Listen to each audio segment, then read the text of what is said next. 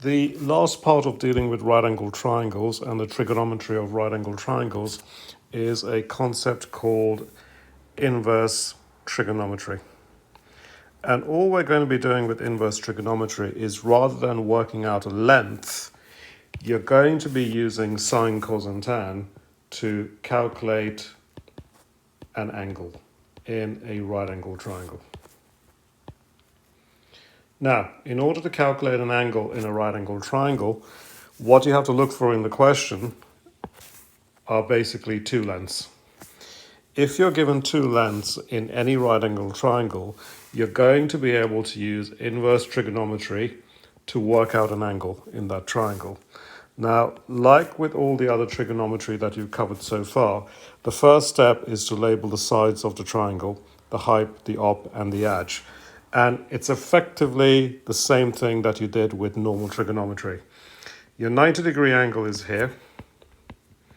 The length which is opposite the 90-degree angle is what we call the hypotenuse or the hype. We label it the letter H. The angle we're trying to work out, in this case it's this x here, looks at the opposite side. So the angle that you're trying to work out looks at the opposite side, or the O.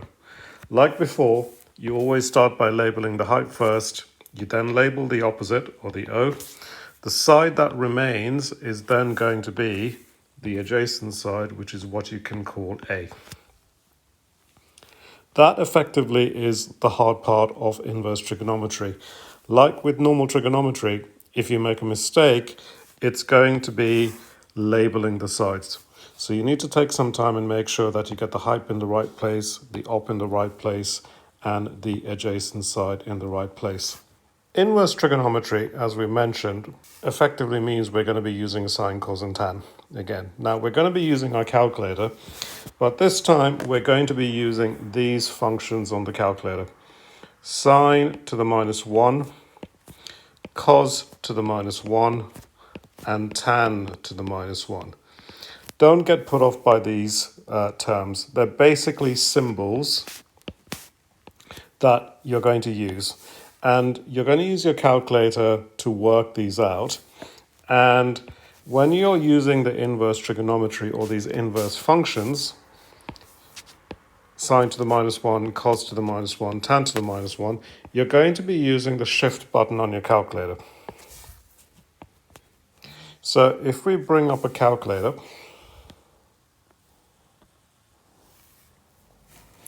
and we want to work these out. So what we've got here, the first one we want to work out is the inverse sine of 0.5. We press the shift button first, and then we press the sine. What happens, and what you can see, is that sine to the minus 1 appears with a bracket. We then type in 0.5, and then we close the bracket. The answer that we get, in this case 30, is an angle. It's actually 30 degrees. So when you do the inverse sine, the result you get is going to be the value for an angle. We can do the same thing with cos to the minus 1. If we type in cos to the minus 1 on the calculator, we need to press the shift button first, then cos, then type in the value, close the bracket, and we get a value of 75.5 to 1 decimal place.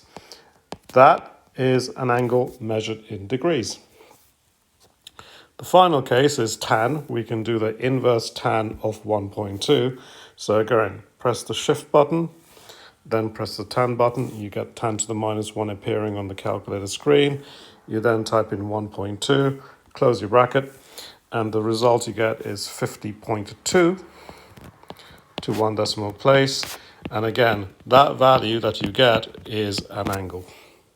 So using your calculator, if you want to use the inverse trigonometry, you will need to use the shift button on your calculator to get the inverse sine, cos, or tan. And again, the sine, the cos, and the tan buttons are located in the middle section of your calculator. The good news is that inverse trigonometry involves the same three formula triangles that you had before, so you don't really need to learn anything new. So as a quick refresher, the three formula triangles that we had before were the sine, cos, and tan formula triangles, and in their simplified form, I'm just going to redraw them here. The sine formula triangle, remember, was SOH. The cosine formula triangle was CAH. And then finally, the tan formula triangle was TOA. Now, all inverse trigonometry is, it's basically using these three formula triangles that you have, but using them in a slightly different way to work out an angle. We're going to look at two worked examples, basically, to see how you use inverse trigonometry to calculate an angle. The first thing I'm going to do, and it's a bit repetitive, I'm just going to redraw the three formula triangles again. And this is what you should do with all your exam questions. Redraw the formula triangles so that you don't have to recall them later on. So you've got the sine formula triangle, you have the cosine formula triangle, and then you have the tan formula triangle, TOA. So in this question, I'm going to fill it in here. It's going to be calculate x degrees. X degrees is this angle here.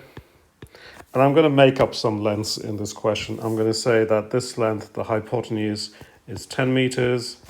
And I'm going to tell you that the opposite side is 5 meters. That's your 90-degree angle there. So these lengths I've made up. This length and this length will be given to you in the question. And they'll also tell you which angle you actually need to work out. So the first thing is to realize that you're working out an angle. And once you recognize that, you need to label the sides, the height, the op, and the edge. Your 90-degree angle is here. The length opposite the 90-degree angle, as usual, is what we call the hypotenuse, or the h. The given angle, or the angle that we're trying to work out, rather, is x. And the length that that angle looks at is what we're going to call the opposite side, or the O. So we've labeled the h. We've labeled the opposite side here. The third side that remains, this side here, has got to be what you call the adjacent side, and we're going to call it A. Like with normal trigonometry, you can only use one of these triangles at a time. So we need to decide which formula triangle we're going to use for this particular question. The way you do it is you ask yourself one question, and that is, what lengths are given in the question? Now, you can only answer this question once you've actually labeled the sides, the height, the op, and the edge. So if you look, we're told that the hypotenuse is 10, and we're told that the opposite side, the O, is 5 meters. So the answer to this question, what lengths are we given? Well, we're given, in this particular example, the H and the O.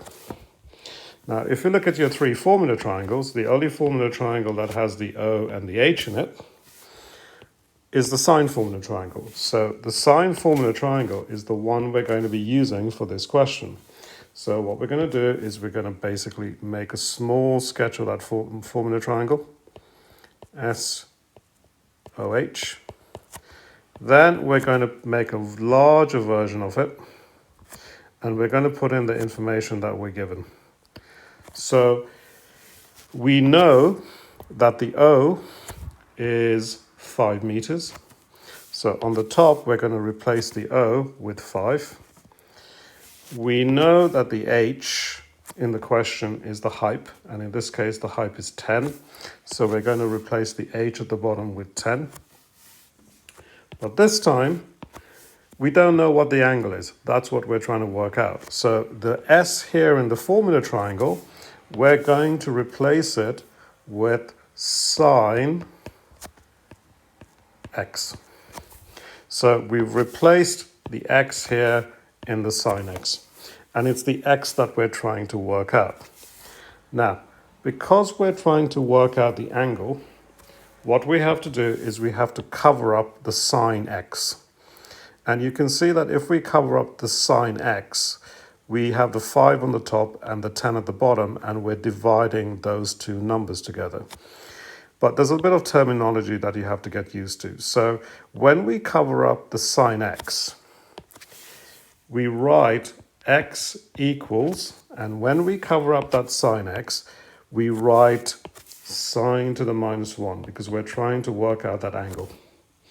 That's the inverse trigonometry part. We then open up a bracket, and then by covering up the sine x, you can see what division we need to do. The 5 needs to go on top, and the 10 needs to go at the bottom of that fraction for the division. So we have 5 over 10 in a bracket,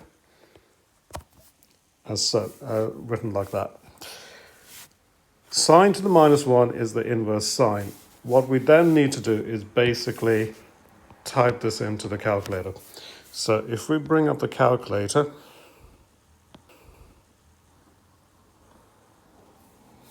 and put it there. To get that sine to the minus 1, we have to go shift sine. We're then going to hit the fraction button, and then we're going to put 5 on the top, go down, and then type in the 10. Go to the left, to the right rather, close the bracket, press equals, and we get our angle.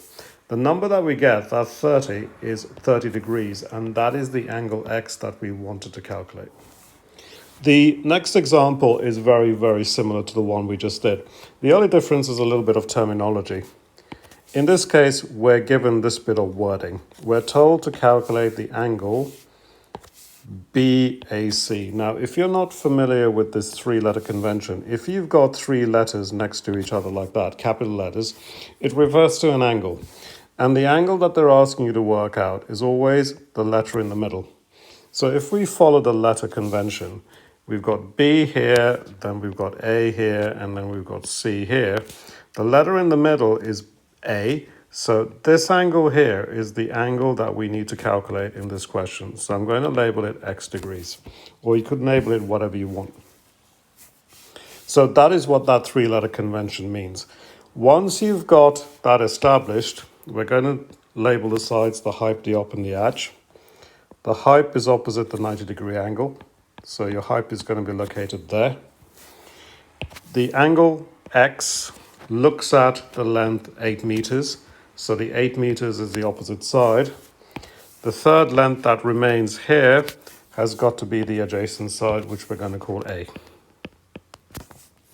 So to figure out which one of these three formula triangles we're going to use, whether it's sine, cos, or tan, we ask ourselves the question, what lengths are we given? So what are the given lengths?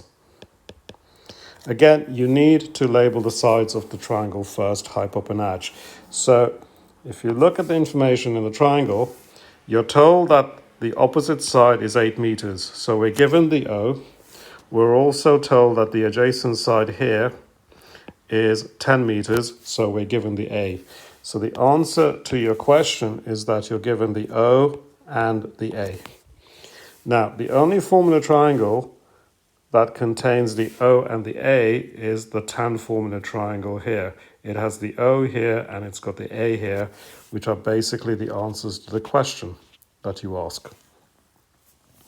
So we're going to make a small sketch of the triangle again, like so. We're going to make a bigger version of that triangle, and we're going to put the numbers in.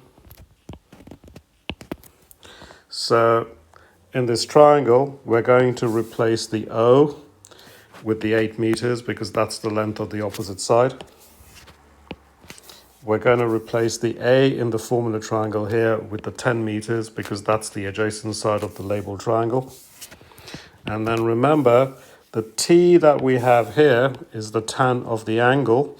Well, we know that the angle is X degrees. That's what we want to try and work out. So I'm going to replace the T with tan and then X, because X is the angle we're trying to work out. Now, because we want to work out the angle, we're going to cover up the tan X in the formula triangle. So we're going to cover that up with our finger, and we're going to write x equals. Now, when we cover up the tan, we write tan to the minus 1. Open up a bracket, and if we cover that up again, you can see exactly what we're doing to the 8 and the 10. The 8 is on top, the 10 is at the bottom of that division. So inside that bracket, we're going to write 8 over 10. To get the 10 to the minus 1 on the calculator, remember you have to use the shift button. So if we bring the calculator up,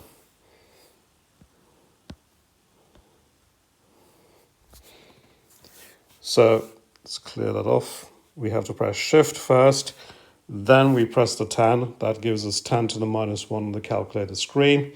There's a bracket already there. Press the fraction button. 8 goes on the top, 10 goes at the bottom. Go to the right and close the bracket, and we get that value of 38.65 or 38.7 degrees. And that's the angle x. That's what we wanted to calculate.